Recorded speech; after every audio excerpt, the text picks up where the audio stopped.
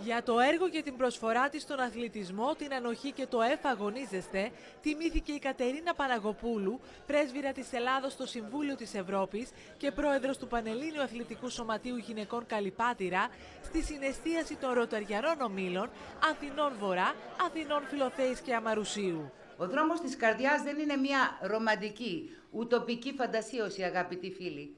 Είναι ο δρόμος αυτός που χρειάζεται ο πολιτισμός μας. Είναι η κατεύθυνση που πρέπει να πάρουν οι πολίτες και οι κοινωνίες μας.